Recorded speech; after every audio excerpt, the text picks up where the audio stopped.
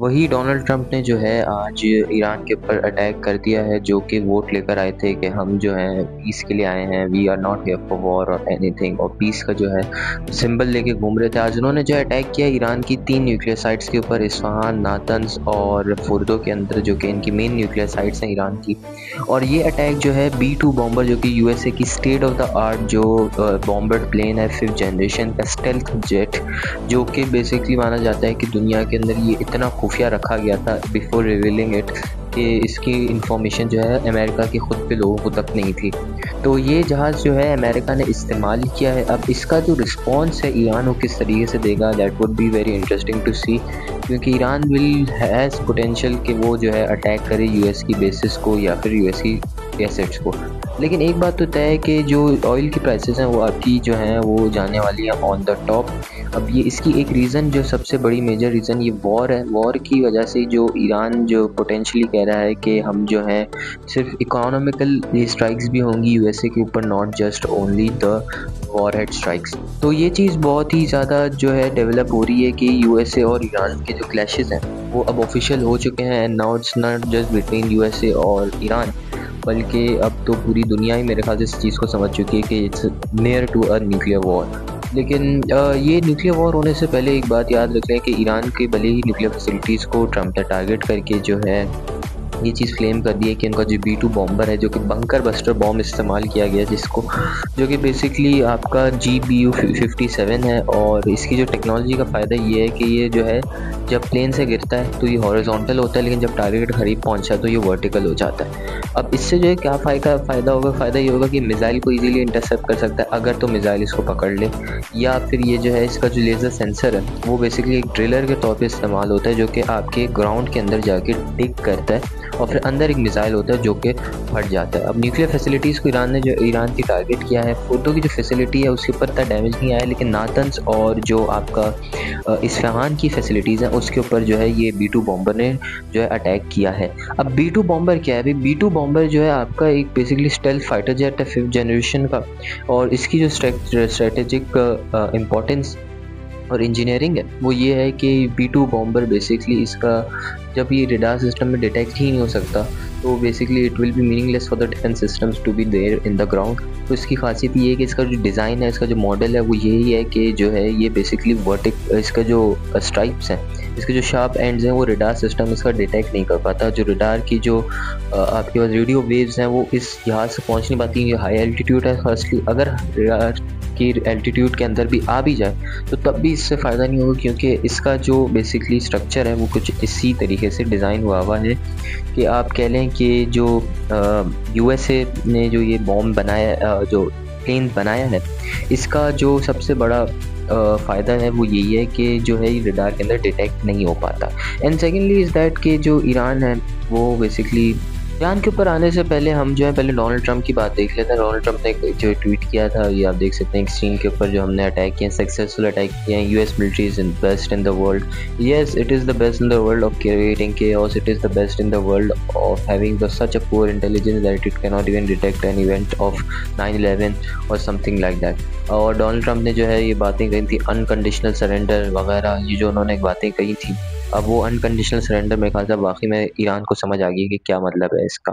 लेकिन एक बात बहुत इंटरेस्टिंग है कि ग्लोबल पावर्स जो हैं, चाइना स्पेशली, वो जो है कह रहा है कि American democracy is dead and Xi Jinping has tweeted this out clearly. And he said के जो अटैक हुई थी न्यूक्लियर साइट्स के ऊपर ये बिल्कुल ही कंडेमेबल है और Iran has the rights to create its nuclear power. अब ऑयल की प्राइसेस के ऊपर हम बात करें तो सबसे ज़्यादा इफेक्ट मेरे ख्याल से इसका पाकिस्तान और जो अंडर डेवलपमेंट कंट्रीज़ हैं उनके ऊपर ये आएगा, क्योंकि जो स्ट्रेट ऑफ हॉर्मुज़ है इसी के थ्रू जो है आपकी सारी ऑयल की जो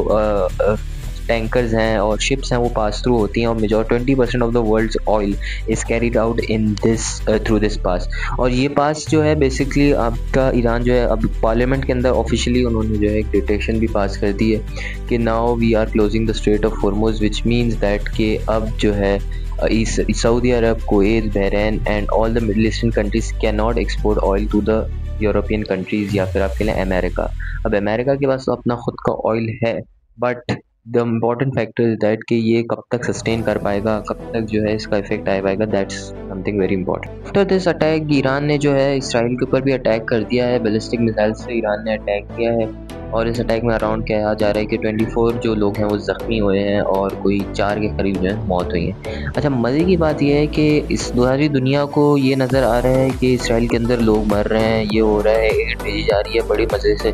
लेकिन जो गाज़ा के अंदर 60,000 जो लोग मारे गए हैं, जिसमें बच्चे भी हैं, औरतें भी हैं, बूढ़े भी हैं, उनका क्या है? और आपने जो है ये मामला एस्केलेट करके ऑलमोस्ट एक न्यूक्लियर वॉर की तरफ आप पहुंच गए हैं और आप इस स्टांस के ऊपर खड़े हुए हैं कि जी Israel has the right to defend itself after for what cause. अब ईरान जब अटैक करेगा, जब ईरान जो है अपना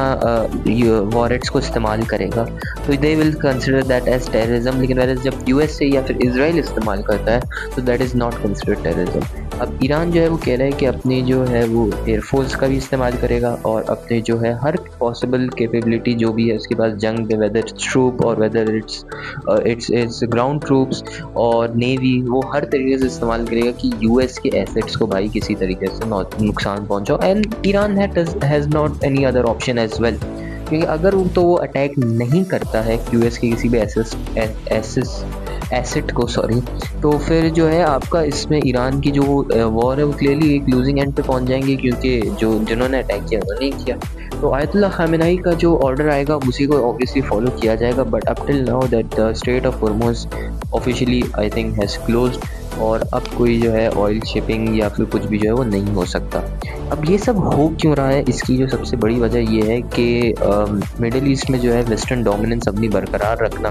क्योंकि ईरान अब एक न्यूक्लियर पावर अगर बन जाता है तो ईरान एक सुपर पावर बन जाएगा और मिडिल ईस्ट के लिए तो फिर अब आसान हो जाएगा कि वो कहेंगे कि we have a super power in our region, we can not now have to bow down to the western dominance, क्योंकि अब इसराइल जो है एक सुपर न्यूक्लियर पावर है इसलिए। तो अगर तो न्यूक्लियर पावर ईरान बन जाता है तो ईरान के पास जो है ये पावर आ जाएगी कि वो अपने मिडल ईस्ट के सारे जो उनके पुराने ताल्लुकात थे वो सारे ख़त्म करके जो है अब जो है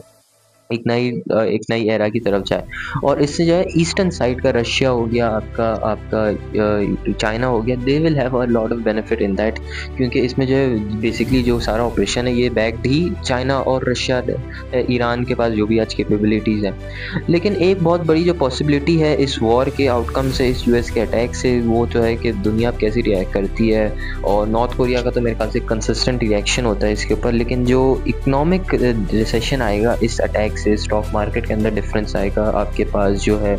कार्गो के अंदर डिफरेंस आएगा, क्योंकि जो आपकी शिपिंग है वो इसके ऊपर बहुत ज़्यादा इफेक्ट आएगा, क्योंकि पाकिस्तान तो स्पेशली रिलाई मिडिल ईस्ट के चीज़ों पे करता है, अमेरिका की चीज़ों पे करता है, China is like secondary thing for Pakistan. लेकिन नेतन्याहू एंड ट्रम्प का एक जो प्लान था कि making Israel greater again, and it has been successful, और डोनाल्ड ट्रम्प ने जो है बेसिकली एक चीज़ प्रूव कर दी कि he is with the Zionist regime. I mean he was with the Zionist regime from the beginning, but अब इस attack के बाद तो उन्होंने क्लियरली प्रूव कर दिया है। एंड सेकेंडली जो इराक की गवर्नेंस है और जो सीरिया की गवर्नेंस है वो कह रहे हैं कि जी हम जो है ये बेसिस इस्तेमाल हमने किए हैं,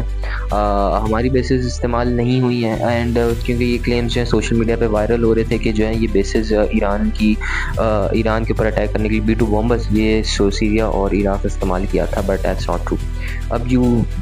अब ईरान जो है अगर किसी भी यूएस बेस को अटैक करता है, यूएस की किसी भी एसेट को अटैक करता है, तो ईरान के ऊपर जो है सिर्फ एक तरफ से अटैक नहीं होगा। ये आप स्क्रीन के ऊपर देख सकते हैं कि पूरा चार्ट है कि यूएस की जो बेसेस हैं कहाँ कहाँ पे हैं। ये अटैक फिर ईरान के ऊपर चारों तरफ से होगा, ईरान के एंड्स के ऊपर, पाकिस्तान के ऊपर भी बेसेस हैं, and then we have middle east में काफ़ी सारी बेसेस हैं यूएस की। तो अगर यूएस की किसी भी एक बेस को ईरान अटैक करता है, so it will be surrounded by millions of attack from the US bases. तो ईरान को अपना हर फ्रंट फिर ओपन करना होगा for fighting, which will obviously destroyed its military capability. तो इसके ऊपर बहुत ज़्यादा एक इफेक्ट आएगा। until and unless Iran get support from some big super power, then the case is different. जी बात कर लेते हैं कि पाकिस्तान के ऊपर इसका क्या इफेक्ट आएगा। पाकिस्तान के ऊपर अभी DW का आर्टिकल है, ये रज़ा रूमी साहब बताई हुई हैं,